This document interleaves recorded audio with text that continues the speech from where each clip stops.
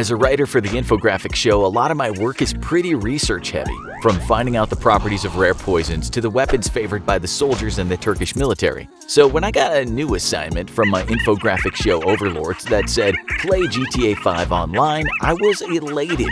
As someone who's already a big fan of the hit franchise that essentially lets you roleplay as a complete sociopath in a lovingly detailed cityscape, this felt like the perfect assignment for me. And that's when I saw the fine print, and my heart dropped. Play GTA 5 online as a normal person. That means no murder, no theft, no crazy missions, and honestly, no crimes more severe than tearing out the tag of your mattress. Seems easy enough, right? Wrong. Anyone who's played GTA 5 online will tell you it's basically like The Purge, complete with heavy weaponry and goofy costumes. If you're not in a crew, which as a normal person I couldn't be, it's basically a kill or be killed battle royale free-for-all. Still, orders are orders, so I began my mundane GTA 5 online journey in the simplest way I could imagine, getting myself a makeover. In the beautiful city of Los Santos, appearance is everything, so it made sense to make my first port of call getting myself a fashionable new outfit. First order of business is Ponsonby's, GTA's resident upmarket clothing store, for a tasteful designer shirt and slacks combo,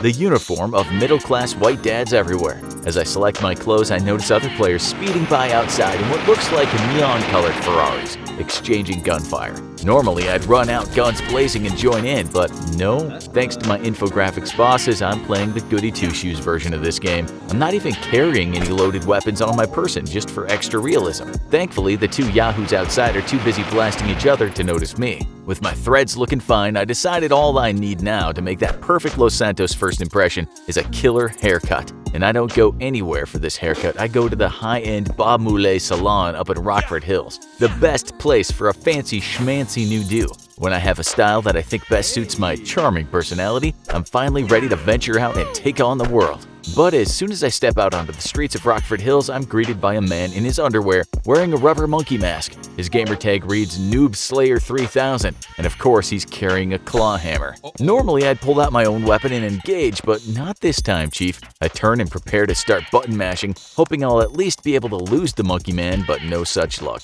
Before I even really get a chance to start running, Monkey Man was on my rear. Before I could even engage my headset to tell him I was a writer for the Infographics Show, researching for a video, he'd already brained me with a hammer. The familiar "wasted" sign flashed up on the screen, and I knew I was in for a rough session. Still, in the world of GTA 5, it takes more than death to keep a good writer down. As soon as I respawned, I made a mental note to personally track down Noob Slayer next time I was playing this for real, and continued with my research. As the name suggests, driving is a huge part of the game, but seeing as I can't steal a car like any other player would, I invest in a modest shafter sedan. It definitely isn't the fastest car in the game, but it handles well, and without a criminal empire behind me, I can't exactly afford to blow $1 million on a new ride. Of course, as I drive around scenic Los Santos, I obey all traffic laws of the land. Never once do I speed or merge illegally or even run a red light. It seems that things are almost going well for once, as there's an almost comforting rhythm to the coloring and the lines when it comes to cruising around town. I'm at a stoplight in downtown LS watching the pedestrians cross in front of me, when I suddenly hear a heavy rumbling coming from behind. This can't be good. Just as I was swiveling my camera to see what all the commotion was about, I saw a tank approaching from behind me, this time driven by Foyo Mama 69X420. Great. Wonderful. Even if I was playing offensively, a tank would be a challenge, but playing as a normal person, I was basically a sitting duck. If only those traffic lights could go green in the nick of time, I might be able to stage a cunning last-minute escape, but no luck. I let out a sigh and rubbed my eyes as Foyo Mama's tank fired an explosive round that blew myself and several of the cars and pedestrians around me to Kingdom Come. Yep, you guessed it, wasted. Once I'd revived and collected the insurance payout from my devastated personal vehicle, I decided I needed some time away from the violence-filled urban sprawl where I'd just been blown to smithereens. Instead, I wanted to take a relaxing drive up into the slopes of Mount Chiliad, the tallest mountain in Los Santos. Hopefully, there'd be a lower population density and fewer fellow players who'd be eager to bust a cap or two into my behind. Scenic natural environments and not being murdered in cold blood, that's a win-win situation in my book, buddy. It was creeping into dusk as I drove up the winding roads of Mount Chiliad in my newly unexploded shafter sedan. The sky was beautiful, the world around me was quiet and serene. It was just me and my car and the mountain, which is why when I heard the sudden roar of jet engines up above me, I knew something was horribly wrong. Suddenly, I was skidding from side to side as the ground around me was lit up by a volley of intense machine gun fire. All in all, my evasive maneuvers served me pretty well, as my hardy sedan only took some minor shots from the P-996 laser fighter jet that was chasing me down. I was naively hopeful enough that I thought I might even survive this tense encounter when the flying turd, whose gamertag, by the way, was Swag Killer, let off an air-to-surface missile. The resulting explosion lit up the mountain, and what was left of me could probably be scraped off the mountain road with a toothbrush. Once again, wasted. All for trying to take a nice drive through nature.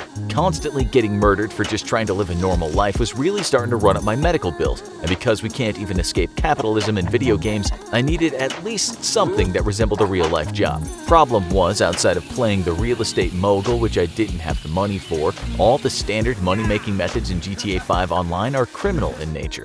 But I'm not a writer at the Infographics Show for nothing. Not having a vanilla job just opened up an opportunity to get creative, and by creative, I mean I started offering a taxi service. Is this an official feature of GTA 5 Online? No, but a number of players had taken up the habit of using a local garage to mod their car yellow and add a taxi service insignia, and with that, I began pulling up alongside fellow players in the game, honking my horn and offering them a ride. They would then either hop on mic or send me a text message telling me exactly where they wanted to go. It was honest, normal work for an honest, normal GTA 5 player. Well, it was, until two players dressed as clowns decided to take a ride in the back of my makeshift cab.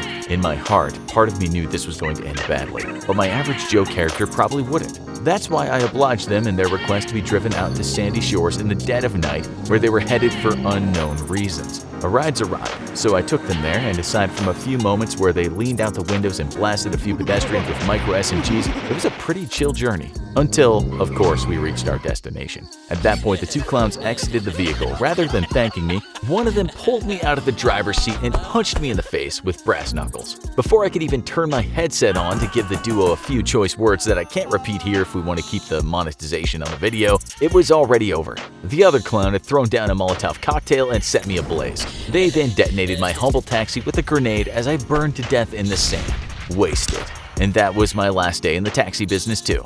This might have been Grand Theft Auto, but I wasn't feeling too grand. Theft was prohibited, and I was getting really sick of automobiles. That's why I ditched the car entirely, and I decided to instead partake in some wholesome, normal physical activities. The coastal city of Los Santos has the gorgeous Vespucci Beach, where you could exercise, sunbathe, and even go for a swim. I decided to do just that, and I explored the wonderful detail of the underwater environments just off the coast. There were jet skis zipping around above the water, but they weren't paying me any mind until one stopped and the driver jumped down into the water. I figured maybe they just wanted to explore too, until they started making a beeline toward me, swimming straight down to my location, holding a knife. I was already running a little short on air, so I had nowhere to go but up, straight into the path of their slashing blade, turning me into Los Santos sushi.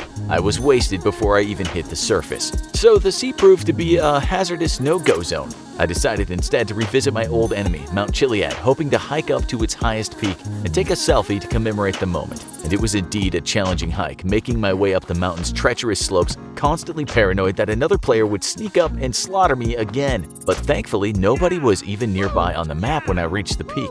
It was a glorious sense of victory for my little GTA 5 Online normal guy, and the victory selfie would be even sweeter. So I turned on the camera and framed up the shot with a nice big smile. Problem was, I wasn't the only person framing up a shot. Far away down the mountain, too far for me to even really register them as a threat, another player was locking my head in the sights of their heavy sniper rifle. Right as I was about to take my shot, they took theirs, and my head was practically blown off my shoulders before I even had a chance to take a picture.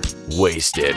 After getting wasted again and again and again, it was time to get, well, wasted. Seeing as I died more times than Sean Bean, I felt like this normal guy had earned himself a drink. I sauntered on down to the nearest GTA Online strip club to admire some of the local sights, and most importantly, get hammered with one shot after another shot after another shot. By the time I felt like my character had had enough, he was stumbling out of the bar and the world was all blurry around him, camera shaking. I hadn't even had a drop in real life, and I was starting to feel lightheaded just looking at him. That's when I saw a floating shape in the distance. For a second, I thought I must have been seeing things or going crazy, as what appeared to be a flying DeLorean car was speeding toward me through the shaking sky. Had I accidentally wandered into Back to the Future? No, as it turns out, it was just another player. Once again, the dreaded Noob Slayer 3000 driving a Deluxo flying car straight toward me. I was a little too drunk to even attempt running away, so when one of the car's advanced homing missiles swooped in and blew me straight to hell, it honestly felt almost merciful.